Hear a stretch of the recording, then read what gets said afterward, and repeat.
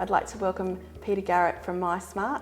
Peter Garrett is the Managing Director with over 20 years experience in the building environmental control area. Welcome, Peter. Thanks, Ali. Tell us about mySmart.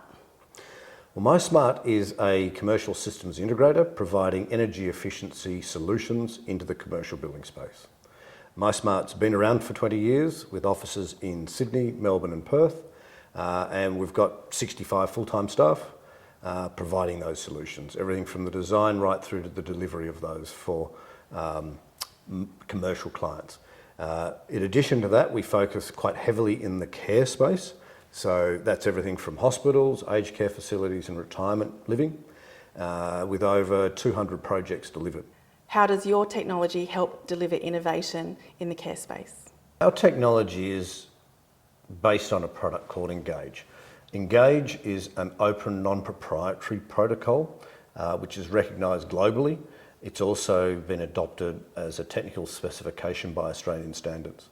That protocol allows us to interface to any of the systems in an aged care facility or in a care facility, and provides an open platform for collection of data, for the use of those systems and the control of those systems. And how did you come about to make enGauge?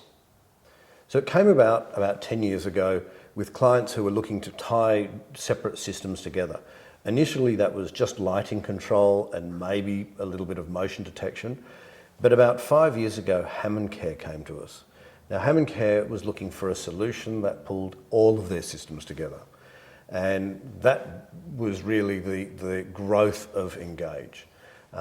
For Care, we provide a solution that is, as I mentioned, an open protocol. We provide a solution that is multi-user, multi-site, with various levels of security, and it operates across all their sites. And tell us about what it integrates into. So what sort of systems is the full functionality of enGauge? Yep. So it generally starts with metering all your power, so collecting all the information about your power usage. And that includes what's coming off the roof and what's coming from the grid. It also includes all your subsystems within a building, so your air conditioning and your lighting and your power. We connect to the air conditioning, so we can control everything about the air conditioning on the site. We can get alerts back from the air conditioning when there's faults or failures. That's grown to also include connections to generators, to connections to water and gas meters, so in real time we can see everything that's happening within those services. We also connect medication fridges, we connect food, fridge and freezers, and report on the temperatures for those services and provide alerts when the temperature falls outside certain temperature bands. So you're meeting compliance under some of the standards that are required? Absolutely. So the three core values of the system, there's energy efficiency, there's operational efficiency and compliance. As care moves into more consumer directed, how are owners and providers able to ensure that benefits the residents and also the patients? Well, key to it is the resident or the patient. The resident should be unaware that what we're doing in the background is occurring. On an energy efficiency side of things, what we're looking at is, for example, where we look at the energy consumption. If that starts to get too high, for example, a hot summer's day, where the air conditioning will be running flat out, we can set thresholds where the system will look for where it's about to exceed its peak demand, or peak demand charges are going to be incurred. And at that point, it will retard the air conditioning. So it'll slow it down, it'll turn it off in areas such as the salon, the dining rooms, back of house areas, offices that aren't required. We leave the resident alone. The resident sits there, they're still in an area which is air conditioned. You can set various thresholds, so if it continues to increase in power consumption, then it will start to slow down the air conditioning in the residents' rooms. You talked about compliance with the fridges, so how does that work? There's two really important parts to it. The first part is sensors within the fridges, which provide real-time alerts should the temperature fluctuate above or below the temperature bands that the operator has set.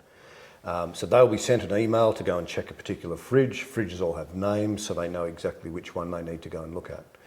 In addition to that, the temperature data, which is read at least every hour, is then exported off-site, and that's stored long-term. So we store that off in Microsoft Azure, and that's available at any time to historically look back in case there's ever any evidential information that's required.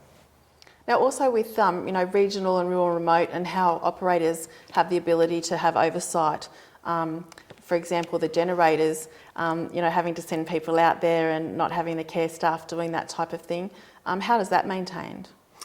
Well, that's part of the operational efficiency. So there are a fair few of those that exist. So a generator is a good example where a generator in a remote site, or any site for that matter, has to be tested regularly. There's a whole bunch of values within a generator that need to be monitored, such as fuel levels, temperature, and if there's any faults. All of that can be started and tested remotely, so that the facilities managers don't need to go out to a remote site. They can do it centrally. They can see what fuel levels are and if there are any faults, and they can action those. The same runs with the air conditioning.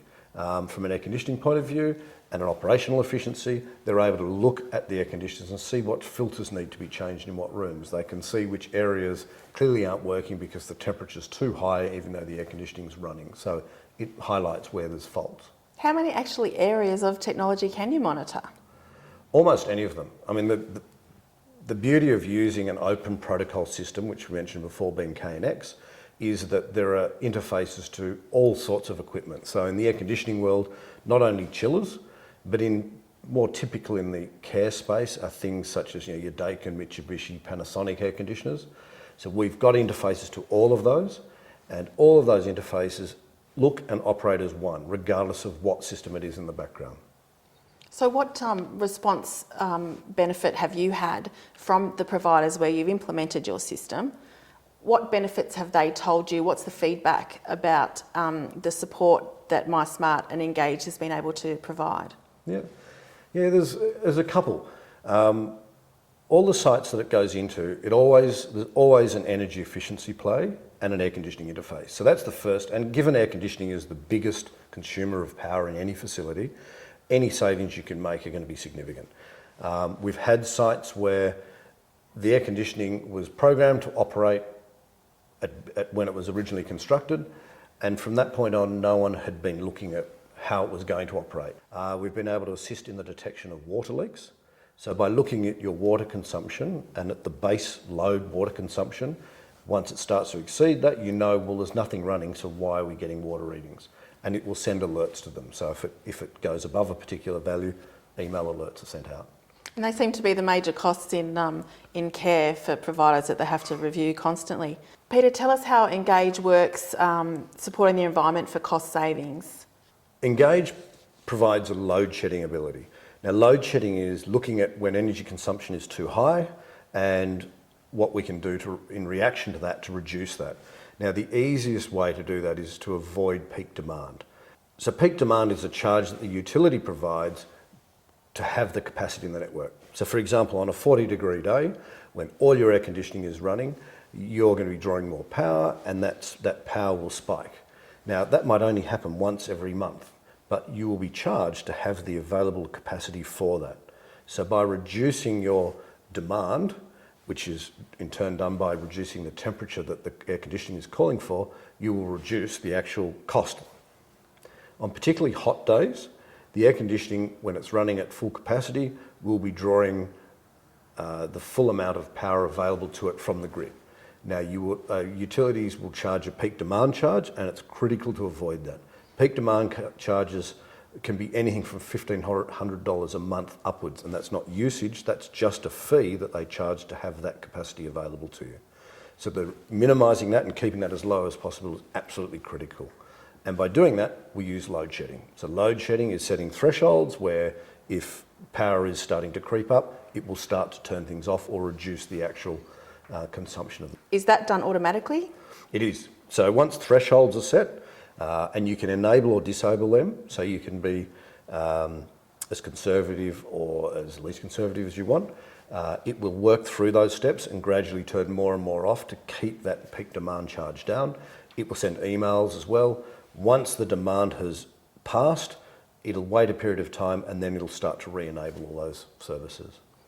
And so historically, those systems have never been monitored together. Absolutely. Historically, your air conditioning is a completely separate subsystem. Your energy meters normally aren't monitored at all. Water meters sit over in the corner of the property and no one reads those. We're bringing all them together so that from one pane of glass, the operator can sit there and see absolutely everything that's happening. They can see when certain things are getting too high or too low, when there's alerts, when there's alarms, and things that they need to action, and they'll be emailed those as well, so they don't have to sit there and watch it. So with all the alerts and the information that the provider's getting, how does the reporting work? On site, there is the ability for the operator or the facilities manager to actively look at various pages and see exactly what's going on. Microsoft Azure is Microsoft's data analytics platform, and it's all stored in there in what they call lake storage or blob storage. And from there, reports using Microsoft Power BI are available where the operator can log in. They can run predefined reports which look back historically. They can benchmark them against the same time last year, against different months and different seasons. In addition, if they want the actual data themselves, they can right-click and export it and run reports themselves in their own system in Excel. Are they able to manipulate some of those reports to suit their specific needs? Yep, absolutely. So we do that with pretty much all sites. There's a range of default reports they get, which benchmark things like energy consumption versus the air conditioning use versus the external temperature. And then anything that's unique or specific to a site, then we can produce those reports. The operator can also make their own reports as well. And what about implementation? There's lots of sites that are brownfields and also greenfield sites for development. Talk to us about the implementation. Yes, there are two types of installations. There are new and existing. The existing buildings are more common, purely and simply because the operators and the providers want to look at what they can do to existing facilities. So there's LED lighting upgrades, there's often air conditioning upgrades. So for existing sites, first thing we do is visit the site and have a look at all the services that are in there. So often it's energy meters, but we connect to the existing air conditioning.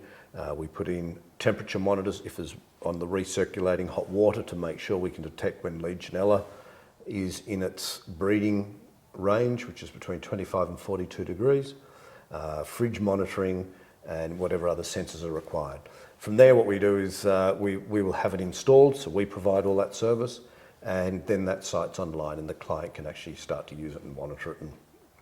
And what about new sites? For new sites, it's critical we get involved with the operator or the care provider, also the consultants for the new build, and then obviously the contractors. We pull all of those together, we make sure that all the different subsystems have the proper interfaces and that they're cabled and they're installed properly, and then we attach to that. And how do people get in touch with you, Peter? If anyone wants to contact us, if they go to mysmart.com.au, there's all the contact details there. There's also a link to the enGauge webpage where there's a demo and a log on. Thank you very much, Peter. It's really important that all these efficiencies and availability of this technology is out there for providers to conserve energy, but also for cost saving. So thanks so much for your time today. My pleasure. Thank you.